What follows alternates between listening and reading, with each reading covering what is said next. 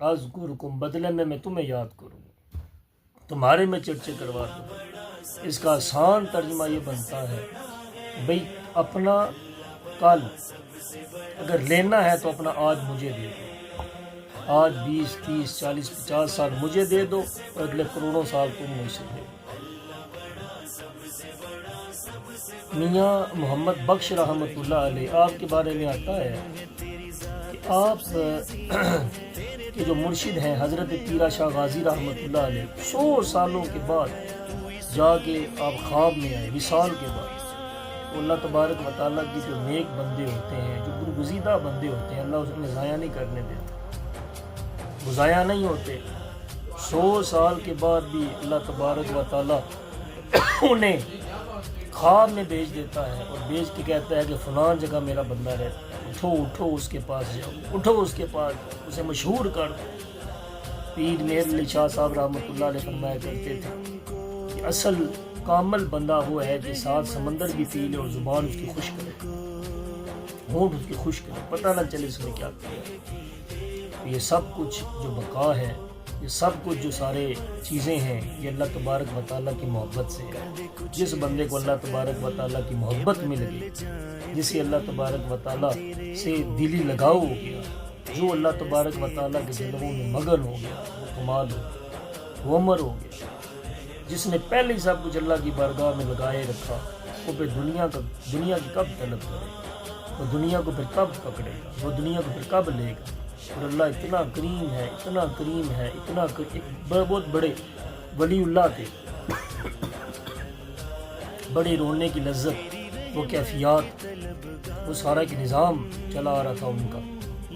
एक दिन इबादत गाह में इबादत कर रहे थे तो क्या हुआ, सामने हूर दिखाई गई आसमान पे, तो हूर को देख के कहने लगे सुभान अल्लाह। फ़ौरन आवाज़ आई, ये क्या बात हुई, मोहब्बत के दावे हमारे साथ हो, देखना उन्हें। वो कैफियत बंद हो गई, वो सारी चीज़ें बंद हो गई। अब रोने की कैफियत ना बनी, अब वो इबादत में वो लज्जत ना आए, अब इबादत में वो दीवानगी ना आए। अब क्या करें, अब किधर जाए।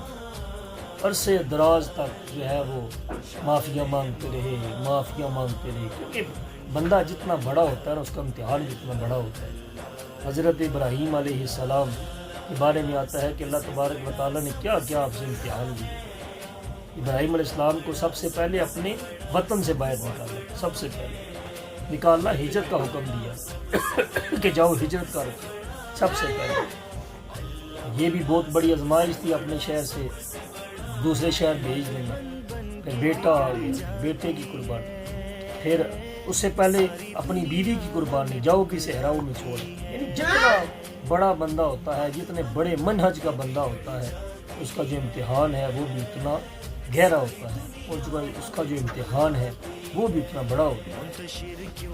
आगे चलते जाएं तो कैफियत रुक गई, सारे काम ख़त्म। फिर करने को क्या हुआ फिर हूरें दिखाई गई, और उससे ज़्यादा हूरें दिखाई गई, और ज़्यादा खूबसूरत हूरें दिखाई गई।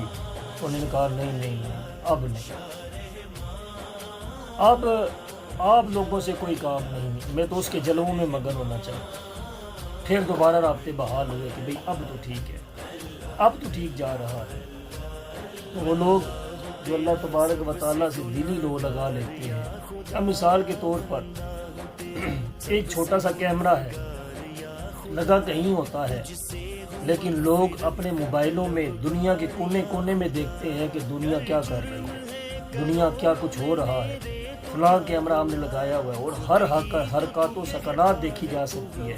इंसानी अकल इतनी पावर वाली बन जाए कि एक जगह बंदा बैठा है और इंग्लैंड या यूरोप के किसी हिस्से में भी दूसरा बंदा बैठा है, वो यहाँ के हालात देख लेता है और देख लेता है कि यहाँ क्या हो रहा है।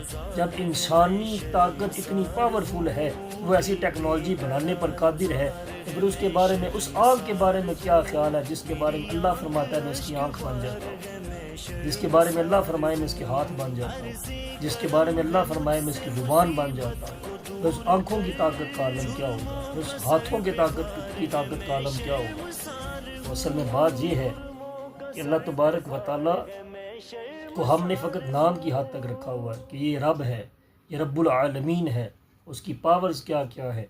آصف بن برقیہ ایک بندہ سلیمان علیہ السلام کی قوم میں اور آپ کی امت میں بیٹھا مجلس میں، تو سلیمان علیہ السلام نے کہا کہ کون ہے جو ملکہ بلقیس کا تخت لے آئے، جو 80 گز لمبا تھا، 40 گز چوڑا تھا اور 30 گز اونچا تھا۔ 2-3 کمروں میں وہ اس کا تخت نہیں آتا تھا، اور بڑے بڑے ہیرے اور جواہرات اس میں لگے ہوئے تھے، بڑا عمدہ تخت تھا۔ تو فرمایا کب تک؟ فرمایا ابھی چاہیے۔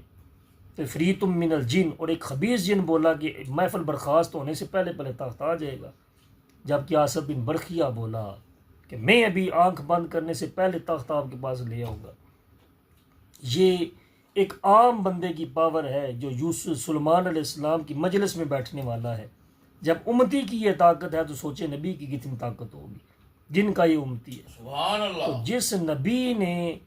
جس نبی کو اللہ تبارک و تعالیٰ نے وہاں مبعوث فرمایا، پھر اس رب کے کیا کہنے ہوں گے، سبحان اللہ۔ اس رب کی طاقت کا کیا اندازہ ہوگا۔ ماشاء اللہ۔ جو اصحاب کہف 350 سال سلانے پر قادر ہو، اور باہر دنیا اور زمانے بدل جائیں اور اندر ان کا کھانا بھی نہ خراب ہو، تو یہ سب کچھ کرنے پر قادر ہے۔ وہ صرف ہمارے مسئلے حل کرنے پر قادر کوئی نہیں، وہ ہمارے حالات بدلنے پر قادر کوئی نہیں۔ وَإِنَّ اللَّهَ عَلَىٰ كُلِّ شَيْءٍ قَدِيرٌ ہے، وہ ہر چیز پر قادر ہے، ہر چیز پر وہ قادر ہے۔ لیکن شرط یہ ہے ہم مائل بکرم ہیں، کوئی سائل ہی نہیں۔ ہم تو دینے والے ہیں، پر دیں کسے عطا کریں۔